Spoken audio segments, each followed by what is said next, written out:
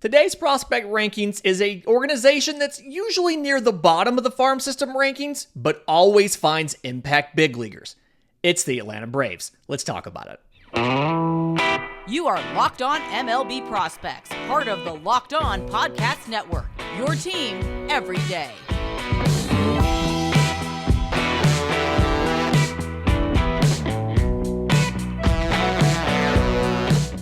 Yes, welcome on in to Locked On MLB Prospects, your home for all things minor league baseball. I'm your host, Lindsay Crosby, freelance baseball writer and podcaster. Thank you for making this your first listen every single day. Special thank you to the everydayers who are here with us on this journey every single day. Love to hear from you guys, to see you guys here. If you're new to the show, you can subscribe to us anywhere you get your podcasts, Google Podcasts, Apple Podcasts, Spotify. And if you're on YouTube, special hello to you. Do us a favor, like the video, subscribe to the channel, hit the notification bell so you're notified when we put out a new episode.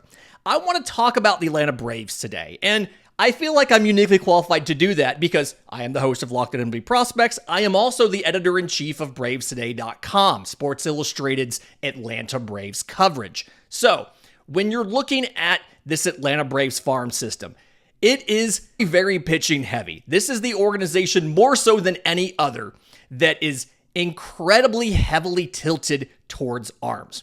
There is hitting talent in this system, and we're going to talk in the third segment about how Atlanta balances the pitching and the hitting. But open it up, we have to talk about some of the best pitchers in this system. And the number one prospect I have on my prospect rankings, and again, if you want access to these prospect rankings, go to our subtext. Links in the episode description, links in the show notes. I have AJ Smith-Shawver as the number one prospect in this system. 2021 seventh rounder out of high school.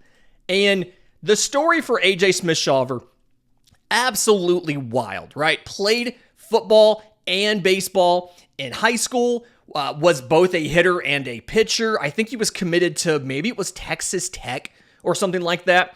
Braves took him in the seventh round, signed him for like $1 million. So they went way over slot to get him, and he comes in. He spends all of 2022 in low A Augusta. And then in 2023, climbs from high A through double A to triple A into the majors and debuts for Atlanta at the major league level. At age 20, just 2 years removed from being in high school. Absolutely wild. So the stats for AJ Smith-Shawver this year. In the minors, 12 starts, has a 4-2 record with a 2.88 ERA. And again, that was high A, double A, and now triple A. He made 3 starts in high A. He made 2 starts in double A Mississippi. I want to say it rained maybe both times, and they had the weird baseballs, so they just sent him straight to Gwinnett. And then between his time in MLB and his time in Gwinnett, he's made 7 starts in Gwinnett. But again, it's a 4-2 record and a 2.88 ERA. 56 and a third innings with 71 strikeouts, so 11.3 per 9, to 26 walks, 4.2 per 9, and 4 home runs allowed. And some of this has been a little bit of struggles in AAA Gwinnett. We've seen, I think the record's 2-2, and it's a 4.58 ERA. Now, at the major league level, what AJ Smith-Shawver has done is he has pitched in 5 games. He has 4 starts. He made his debut in Arizona in relief, I think of Michael Soroka, actually. So he's 1-0 with a 4.57 ERA in 21 2/3 innings, 18 strikeouts to 10 walks. He's given up 7 home runs. And I think that's part of the reason that you saw Atlanta say, okay, we're going to send you back to AAA, let you continue to develop what you do down there. But the amount of development that AJ Smith-Shawver has been able to get into just this season is amazing. So when Atlanta drafted him, the common joke, and I made this joke with Jake Mastriani of Locked On Braves, the common joke was he was the Spencer Strider starter kit, right? AJ Smith-Shawver was a fastball slider guy. The fastball sat 95, 96. He could touch 98 with it. Was really good up in the zone. Like more than 1.5 feet of induced vertical break, right? Had some cut to it, had some run to it. And he commanded it pretty well. Wasn't amazing control, but commanded it pretty well. And then he had a slider in the upper 80s, almost like a slutter. Almost, that's what they put on the scoreboard in Atlanta. A slider cutter hybrid, so technically a slutter. Sat in the upper 80s and just really like hard, sharp action that just dove down at the very last minute, right? And so it was those two things, and that he had a changeup that existed. It wasn't very good. And so you can obviously see this is where the Spencer Strider comparisons came from for AJ Smith-Shawver, right? Because that's what Spencer Strider is. Fastball, slider, has a changeup that exists. By the time we see AJ Smith-Shawver at the big league level, he added a curveball that he literally developed the curveball during the season this year in the minor leagues and debuted it when he got to the major league level. And his pitch mix is still heavily fastball. In the bigs, 50-something% fastball, 25% slider, and then like 11% curveball, 9% changeup. Usually is throwing the changeup below the zone, trying to get chase. Usually the curveball, and I think this is where he struggled sometimes, because the goal of the curveball, it's a vertical breaker. The goal of the curveball is to make somebody chase down out of the zone. But the most common locations where it was caught was almost at the dirt behind the plate and then at the top of the zone. And so that curveball tended to occasionally get absolutely rocked. Slugging percentage on the curveball is a .778. Not great, but a lot of the home runs that came off of AJ Smith-Shawver were on the fastball. And you can see how it's really promising profile, but he needs a little bit more work. He is the number one prospect in the system. He is in AAA Gwinnett. He may be an option for Atlanta in the postseason. I don't necessarily know. The number two prospect that I have in the system is actually a guy that was just drafted this year, but Hurston Waldrep out of the University of Florida. First rounder this year. He's made exactly 3 starts between A and high A, so Rome and Augusta. No record, but 1.74 ERA in 10 of the third innings, 15 strikeouts to 6 walks, no home runs allowed. Obviously, really small sample sizes here. The stats don't necessarily matter. What Hurston Waldrep does is, one, the fastball is very good. So sits 96, he can run it up to 99 or so, and he throws 3 different secondaries. He throws a changeup, sits in the upper 80s, has like a splitter action with it, has a 12-6 curveball, so a vertical breaking curveball, and then a really hard slider in the mid 80s. Different velocity bands, different directions of movement, and the fastball changeup tunnel very well. Now, he needs to be a little more consistent with not only the fastball command, but the command of the secondaries. And so there's work to be done. But we've talked about this a ton, and the everydayers know this. University of Florida does not do a good job of developing their pitchers. He wasn't there the entire time. He transferred in.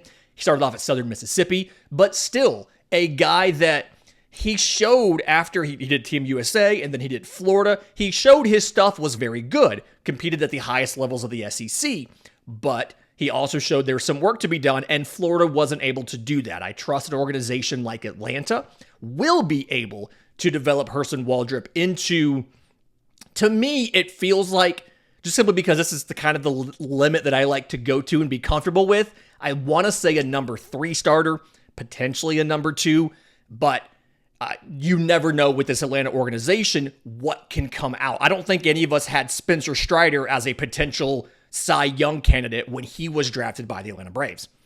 The number 3 pitcher for me in this system, and I am the high person on him compared to a lot of other parts of the prospect apparatus, but Spencer Schwallenbach, the pitcher out of University of Nebraska, 2021 second rounder, was a 2-way prospect in the class. Atlanta wanted him as a pitcher, signed him for about $1 million, and he needed Tommy John. He was still he was coming back from Tommy John still, and he hasn't pitched until this year. 13 games in single A, so with Rome, 4-2, 13 games in single A, so with Augusta, with the Green Jackets. 4-2, 2.63 ERA in 51 of the third innings. 41 strikeouts, so 7.2 per 9 to 15 walks, 2.6 per 9, 3 home runs allowed. The strikeout numbers don't sound amazing, but this is definitely something where he was a shortstop and a reliever at Nebraska, and Atlanta's converting him into a starter. So trying to get him stretched out, trying to get him back from injury, fastball, slider, changeup kind of thing. The fastball he could run it up to 99 as a reliever. He sits 94, 95 right now, can reach back and get some more as he needs it, but not necessarily consistently sitting upper 90s because one, he's coming back from Tommy John, and two, he's pitching a lot longer outings than he used to pitch. Now, the slider sits in the low to mid 80s. The changeup sits in the low 80s. Really good velocity separation between the fastball and the changeup. Just something where he's still working on getting the feel for all of them back. I like his potential as a starter. I think he's a really promising prospect. It's obviously a little bit early for us to give a determination as to what he is, but I feel like I'm definitely the high man on him. I think Baseball America has him at number 6 or maybe even lower. MLB Pipeline has him somewhere similar. I have him at number 3, partially because some of the prospects behind him or that are behind him that other places don't have behind him are out with Tommy John, and partially because I'm a believer in the stuff, and I know how good the Braves are at taking those two-way players and letting them specialize on just pitching and how significantly they can take a guy who has stuff and they can jump the quality of his stuff and the overall quality of him as a pitcher. In just a minute, there are hitters in this organization. We're going to talk about some of the more prominent ones. We'll do that next right here on Locked on MLB Prospects. Okay, prospectors, I have to tell you about a new app called Bunches. It's an app built for sports fans where you can chat about sports in real time. Go to the Apple App Store, download the Bunches app now. I'm telling you, you're going to love the conversations with other prospect fans, with other Braves fans. Bunches is the place where sports fans go to chat. And the Locked on MLB group chat is now on Bunches. If you're an iPhone user, go there now and connect with other baseball fans, chat about your favorite team, keep up with the latest MLB news. If you're an Android user, go to the website and sign up to be notified about when the Android app is available. But iPhone users, download the Bunches app today, and when you do, our friends at Bunches have featured the Locked on MLB Bunch in the Discover tab. You can also click the link in the episode description below to join the Locked on MLB Bunch community today. Believe it or not, there are hitters in this Atlanta Braves system. Now, there's not a ton of them, but there are hitters in this Atlanta Braves system. And looking at the prospect rankings, a couple of the guys that I have, Ignacio Alvarez, third baseman, 2022 fifth rounder out of junior college. I have him at number 6. I think Baseball America has him at number 5. MLB Pipeline has him a little bit higher, but he's probably the highest rated position player prospect in this system, with the understanding Vaughn Grissom is no longer a position player prospect. Okay, he has graduated because of service time that he got last year, filling in for Ozzie Albies at second. Ignacio Alvarez, again, I have him at 6. A lot of places have him at 5. He spent the whole year in high A. 298, 409, 408. 6 home runs, 28 extra base hits, 61 walks to 73 strikeouts, and 15 of 20 on stolen bases. The thing here is the strike zone discipline for Ignacio Alvarez is very good, right? Again, 409 on base, 298 batting average. The strike zone discipline, the swing decisions, all great. And that's why he's done so well. You can, when you hear the power numbers and you hear 408 slugging, it's not incredibly impressive, but understand that I think there's more there. When you look at some of the exit velocity numbers, things like that, his average exit velocity is like 89 miles an hour, and the 90th percentile exit velo. Remember, we don't like to use max exit velo, because you could have one fluky hit that is just way out from everything else. His 90th percentile exit velocity is 103. There's power there. I think the question is, where does the power ceiling end up for Ignacio Alvarez? Going into the season, a lot of the listings, a lot of the prospect scouting reports had him as a 50 hit and a 50 power. I think 60 is probably more appropriate for the hit tool. I think he's gone up a full grade since the season started. The question is, where does the power end up? Now, defensively, he's played a little bit of shortstop, but his speed is below average. He is a third baseman. Now, he could cover shortstop in an emergency. He could play second as well. The arm is above average, so he's going to be able to stick at third.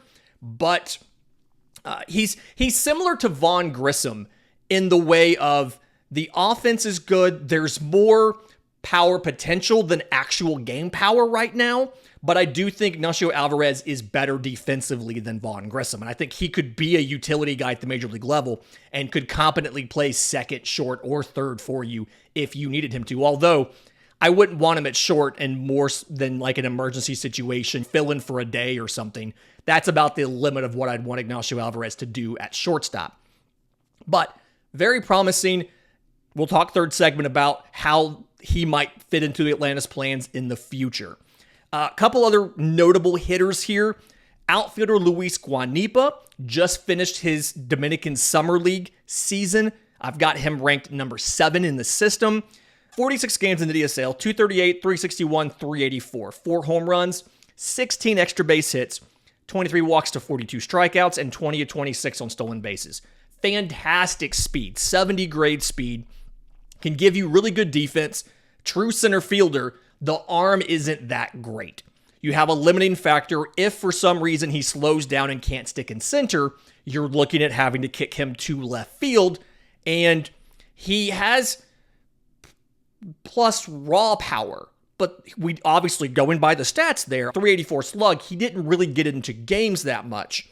How much of that is not having good pitches to hit? You can never trust the pitching in the DSL. How much of that is we were wrong on the power? I don't necessarily know. I just, admittedly, it's kind of a gap in the knowledge that we have is DSL, the details of DSL play, and even complex level for a good part. I've got him at 7, knowing that I'm not really comfortable dropping him based off the stat line, but I'm not comfortable raising him up off of the stat line either.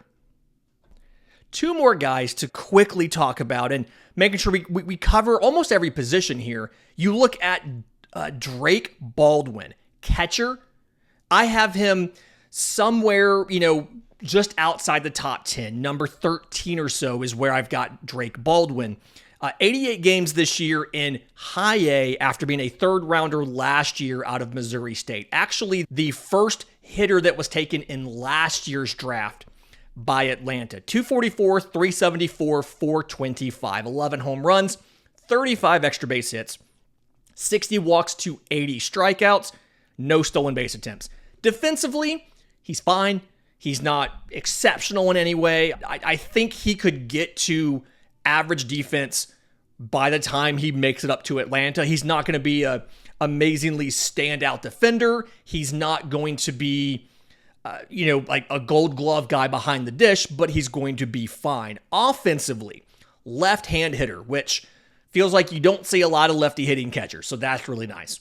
And the swing decisions are good. The question is the power potential in the profile. He was graded entering the year as a 50 grade on the power.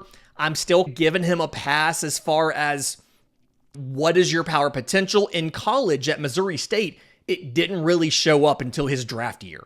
And when you look at some of what he's doing, his average exit velo is just around 90 miles an hour. So we were happy about Nacho's 89. You have to be happy about Baldwin's 90. The question is, how effective is he going to be able to get it into games? And then another infielder, and probably the highest ceiling as far as power goes of these guys in this system as of right now, David McCabe, 23 years old, 2022 fourth rounder out of UNC Charlotte, 6'3", 230, big boy, right? But 106 games between A-ball and high A. 285, 398, 485. 17 home runs, 40 extra base hits. 72 walks to 98 strikeouts, and 8 of 10 on stolen bases. Massive, okay, defensively. Third base or first base, not sure which one. Played a lot of first base in college. Atlanta started him off at third base because he has an absolute cannon for an arm. That said, so does Matt Olson, and Matt Olson's playing first base. We'll see where he ends up staying, but the defense is fine. It's not great, and it might not be good enough as he moves up to stay at third base, but from what I've seen this year, it's fine. So, first baseman or third baseman, we'll see. Either way, Atlanta doesn't necessarily have a backup at those positions, so we'll see what happens. But the big thing here, switch hitter, big boy, big power. Felt like he hit better as a lefty, but didn't show as much power as a lefty. But either way, is good with the strike zone. Again, 98 strikeouts in 106 games, but 72 walks. So has good pitch recognition. When he misses, it's something where he's chasing, he's not getting beat in the zone. Question's going to be, how well does he get that power into games as he moves up? Again, 45 slug is good. 17 home runs, 40 extra base hits, and 106 games is good. But as he moves up and faces better pitching, what's going to happen? Big question there for David McCabe. In just a minute, let's talk about how this farm system can help the major league team. We'll do that next right here on Locked On MLB Prospects. But first, today's episode is brought to you by our friends at Sleeper. Do you think Matt Olson's going to hit a home run tonight? This is a Thursday show and the Braves are off, so he will not. But maybe on Friday in San Francisco in the late game, he will. If you do, you can go to Sleeper and swing for the fences with up to a 100 times payout. All you have to do, choose 2 or more players that you like and select more or less on their stat categories. Home runs, strikeouts, hits, things like that. You get your picks right, you can win big. And now they have dynamic payouts. So this is where each player projection, based on the player and the odds of them doing that thing, has its own individual multiplier attached to it. Normally, on some of the other platforms, they just have a preset multiplier. You get 5 times for 4 picks, or you get 6 times for 5 picks, like whatever it is like that. On Sleeper, it's dynamic payouts. You get higher payouts than other apps with less picks. So use promo code LOCKEDON. You'll get up to a $100 match on your first deposit. Now, terms and conditions do apply. See Sleeper's terms of use for details on that. But they are currently operational in over 30 states, so check out Sleeper today. Okay, so when we're looking at this Atlanta Braves system, and I barely scratched the surface of the pitching in this Braves system. There are tons of pitchers and tons of really good and really promising pitchers that we didn't even get to. J.R. Ritchie, who is out with Tommy John right now, but J.R. Ritchie, Owen Murphy, you just brought in Drew Hackenberg and Cade Kuehler. Blake Burkhalter out with Tommy John could be your setup man of the future. You've got Jared Schuster and Dylan Dodge. Schuster was called up just the other day. Just Deisabel Hernandez, you saw him as the debut as a reliever back in early August, and then he went on the IL with, I think it was an elbow injury. He's going to graduate prospect eligibility on the IL as well. Alan Winans has been up and down a couple times, had a great start against the Mets, had a bad start against the Mets. Tons of options, tons of pitchers in this system. But what Atlanta has been able to do with this farm system is understand these are the players that we need to hold on to and develop into big leaguers versus these are the players that are expendable, that we can turn around and we can move for a piece or multiple pieces to supplement the major league roster. So look at the guys that were traded in the Matt Olson and Sean Murphy deals. I know the common connection there is the Oakland A's, but none of those players that were traded by the Atlanta Braves have you looked back, with the exception of maybe William Contreras, have you looked back and said the Atlanta Braves are a worse team or a worse organization for those players leaving? There's been some 1-for-1 trades. You traded Justin Henry Malloy to Detroit for Joe Jimenez. So Atlanta's done a good job of prioritizing the position players that they thought could be major league regulars, like a Vaughn Grissom, like a Michael Harris. Perfect example of that. Wasn't a top 100 prospect entering last year. They understood how good he was. They aggressively promoted him, got him to the bigs. He performed, and then they locked him up on a long-term deal like they love to do. And I think the other part of what the Braves have been able to do has been that understanding of when to offer the long-term extension and getting guys to accept those. The Braves assume the risk of their cost-controlled years in exchange for a discount. And none of these players, not Spencer Strider, not Matt Olson, not Austin Riley, none of these guys are making more than $22 million a year in any year of their deal. And obviously the Acuna and Albies deals are significantly under market value because Atlanta assumed a lot of the risk by signing them when they were still in cost-controlled, like pre-arbitration years.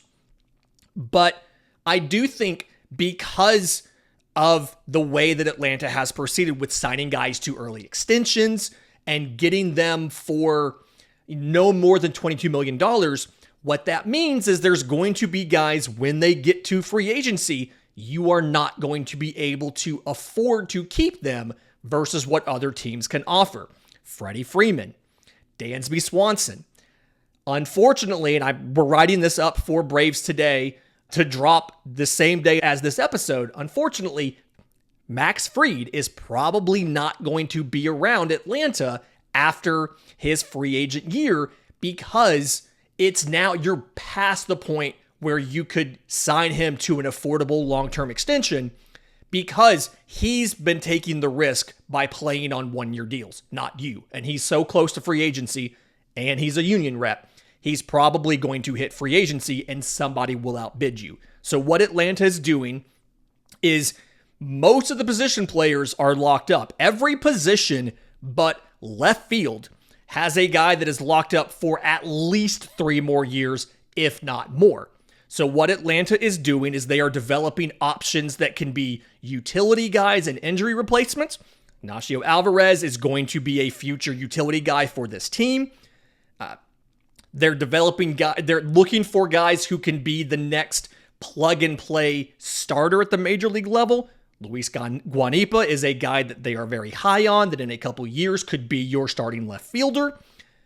And then they are looking for guys who can supplement depth-wise. Drake Baldwin is not going to be your starting catcher on an everyday basis, but he would be a perfectly fine number 2 catcher behind a guy like a Sean Murphy. So that's what Atlanta is trying to do.